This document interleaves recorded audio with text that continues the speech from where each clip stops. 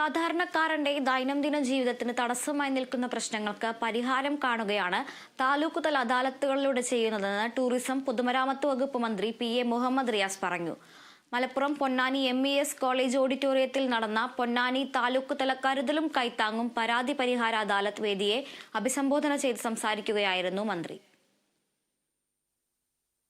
സർക്കാർ അധികാരത്തിൽ വന്ന ശേഷം മന്ത്രിമാരുടെ നേതൃത്വത്തിൽ നടത്തിയ 2 താലൂക്ക് അദാലത്തുകളിലും ഒട്ടേറെ പ്രശ്നങ്ങൾക്ക് പരിഹാരം കാണാനായതാണ് അനുഭവം.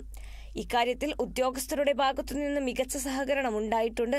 എന്നാൽ സാമൂഹിക പ്രതിബദ്ധതയും ആത്മാർത്ഥതയും കാണിക്കാത്ത ചില ഉദ്യോഗസ്ഥരുടെ മനോഭാവം ഇനിയും മാറാനുണ്ടെന്നും സാധാരണ മനുഷ്യരുടെ പ്രശ്നങ്ങൾ സ്വന്തം പ്രശ്നം പോലെ കണ്ട് അലംഭാവമില്ലാതെ പരിഹരിക്കാൻ ഉദ്യോഗസ്ഥ തലത്തിൽ ജാഗ്രത വേണമെന്നും മന്ത്രി പറഞ്ഞു.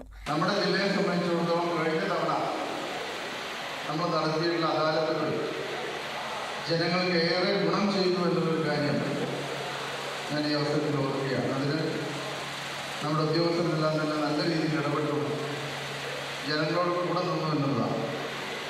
അതുകൊണ്ട് തന്നെയാണ് പൊന്നാനി അടക്കമുള്ള പ്രദേശങ്ങളിൽ ഇത്തവണ അപേക്ഷകർ വളരെ കുറയാൻ കാരണം. ജനങ്ങളോട് പ്രതിബദ്ധതയുള്ള സർക്കാരാണ് കേരളം ഭരിക്കുന്നതെന്നും തുടർച്ചയായ അദാലത്തുകളിലൂടെയും ഉദ്യോഗസ്ഥ ഇടപെടലുകളിലൂടെയും താഴെത്തട്ടിലെ പ്രശ്നങ്ങൾ പരിഹരിക്കാൻ കഴിഞ്ഞതുകൊണ്ടാണ് ഇപ്പോൾ നടക്കുന്ന അദാലത്തിൽ പരാതികൾ കുറയുന്നതെന്നും കായിക ന്യൂനപക്ഷ ക്ഷേമ ഹജ്ജ് വഖഫ് വകുപ്പ് മന്ത്രി V അബ്ദുറഹ്മാൻ പറഞ്ഞു.